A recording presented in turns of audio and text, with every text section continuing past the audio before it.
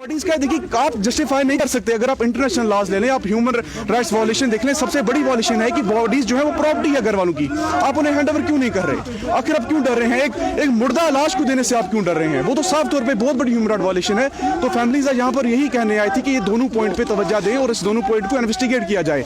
देखिए, जो हिंदुस्तान का एक फौजी है वो कोई फरिश्ता नहीं है, गलती उससे भी हो सकती है। प्रूव हुआ है, राजौरी के जो 3 नौजवान थे उनको शोपियान में मारा गया, सब लोग जानते हैं। आप एक मीडिया पर्सन, आप बताइए क्या उसको वो एक्सपोज नहीं हुआ कि वो इनकाउंटर क्या था? यू नो वेरी वेल कि हो सकता है उनसे गलती की हो, वो माने इस चीज को।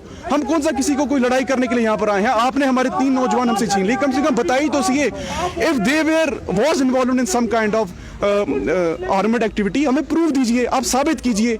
ये तो नहीं हुआ कि अब आप कोर्ट भी आप बन गए, वकील भी आप बन गए, जज भी आप बन गए। अथर की उम्र 17 साल की थी।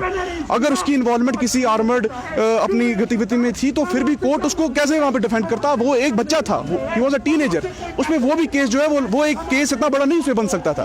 लेकिन आप हमें जस्टिफाई भी नहीं कर पा रहे हैं कि वो किस केस में इन्वॉल्व था। जिस बच्चे का 17 साल से लोकल पुलिस स्टेशन में कोई रिकॉर्ड नहीं है, अचानक वो 1.5 घंटे में हार्डकोर अंडरग्राउंड वर्कर कैसे बन गया? देखिए, अगर डेमोक्रेसी है तो जवाब नहीं देना पड़ेगा।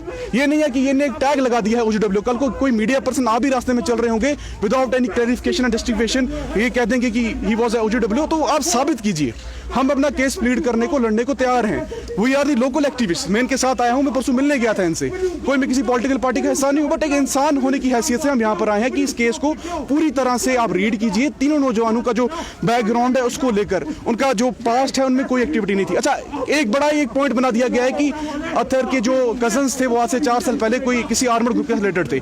कश्मीर में कितने MLAs हैं जिनके भाई, जिनके कजन्स, जिनके फादर आर्मड एक्टिविटीज में शामिल थे? दैट डजंट मीन कि आप उनको कल क्लेम करके मार डालोगे। अगर है तो फिर मारिए मिनिस्टरों को, फिर आपने उनको क्यों रखा हुआ है? हमारी बेसिकली 2 डिमांड्स हैं टोटली कि केस को इन्वेस्टिगेट किया जाए और बॉडीज को जो वापस किया जाए। Thank you.